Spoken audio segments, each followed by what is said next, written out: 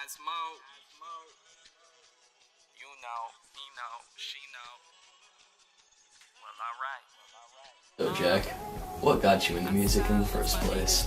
Well, Justin, I'll tell you. What got me into music in the first place was my entire family on both sides, somewhere or another, either play an instrument or do vocals.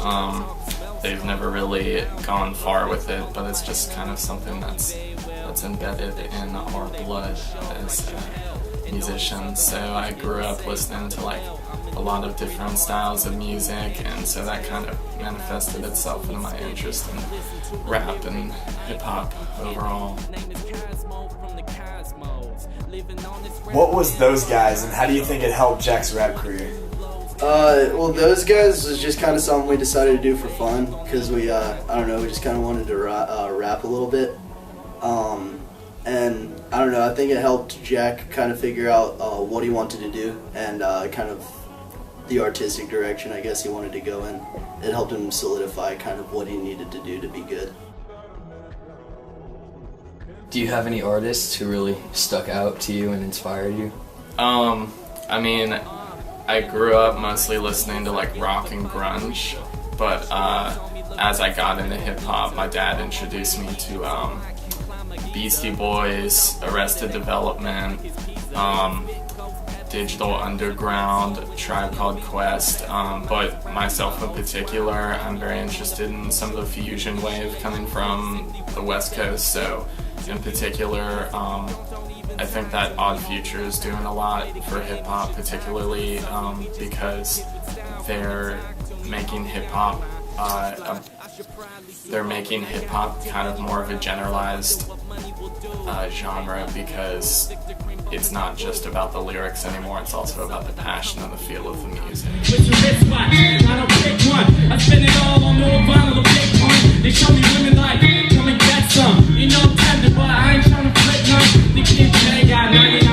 How has Jack changed since the start of his rap career? Well, Jack's changed a lot, because I think he's taken it more seriously recently, and he's kind of changed, I don't know, he used to think of it more as just something to do for fun, and now he's actually really starting to look at it as an opportunity for him to kind of, I guess, have a career, or base something legitimate later in life out of.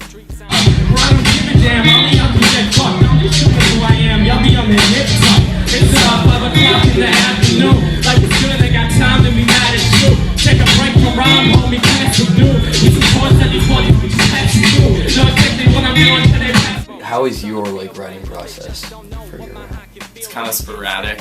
I usually will find an instrumental that I'll like, or maybe I'll be listening to something that's like not even hip-hop, and I'll just get an idea about writing a lyric. I read this book by Jay-Z that he wrote kind of about his life, but also about like tips for younger artists kind of following the same path as him, and he said that one of the most important things to do was to write down whatever you think of. So like even if it's just one line, I'm gonna write it down as soon as I can so I don't forget it. Mic check. Hey, you hear you working double shifts now? Never been quick to quit and sit down. Always bring the heat, but I'm the one who's taking fire. Never had the desire to simply get down. How much do you think you have improved and grown since you started rapping? Well, I remember recording in the front office because my pops works in the district as an IT associate, and then also, I don't know if that's the right word for it, but he's also not an occupational therapist, so like he's not working at Carborough High, but he is like stationed here. So he had what was Miss Witherspoon's office. So my freshman year, I was recording in there with like a little telemarketer microphone, and I was with a bunch of my buddies, and we were just like doing our thing. And I mean, the lyrics were terrible and the beats were mediocre, but like it was fun. And so after that, I started getting into some of the local Durham hip-hop. I met these two guys named Tune and The Real Law, and they have had me recording in their studio for the past 1.5 to 2 years, and that's definitely upped my quality. It's pressured me to write better lyrics, and every day I'm seeing more advancement within my lyricism, my style.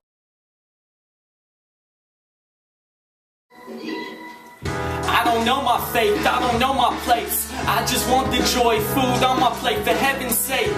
Like 24/7 I'm checking for mates while I check and they made every move that you make. Some of them say that my ratchet is good, but I tell you now that my rapping is great. I swear that I say so, I'm caught up in work. None of my homies can really relate. Still I go on it like thoughts is a tape. Never been something that they could debate.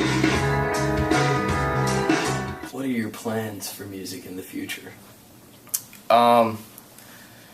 As much as like my parents wouldn't like to hear it, I've definitely been considering spending a year after high school and working to get enough money to fund a stable living environment in New York and moving there after I have enough money, of course. But I mean, even if it's just like a one-room apartment in Brooklyn, like, as long as I'm working jobs and like going to see concerts and getting my name out there. I also have like a couple people up there that I know, so I have the connects and I'm writing continuously, and if I just show up and let people know that I like the culture, I feel like there's at least a chance. Ain't got me off your heads just for bragging rights. Catch me with Pac and Pimp C in the afterlife. After lights, sundown, we run the night now. Pounce up on a 40 ounce, I just need that right now. Paying through my window pane, so I bite down. Writing every day, never do it out of spite now. I'm having weird dreams, I think I'm crazy.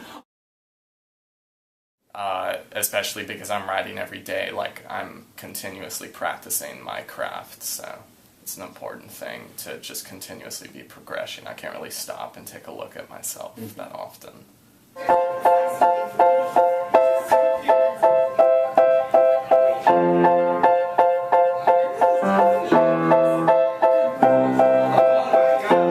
boy make moves like a chess piece, and that move real quick like Nestle. Let me make it clear for a second like Pepsi. I was never worried about my wallet being empty, cause when it was empty, I was still happy. Walking with my Walkman, freestyle rapping. High school bullies like what the happened?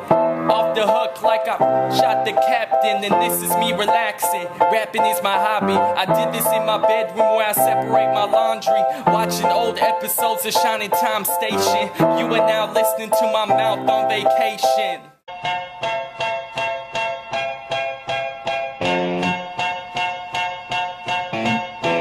Oh, oh, oh.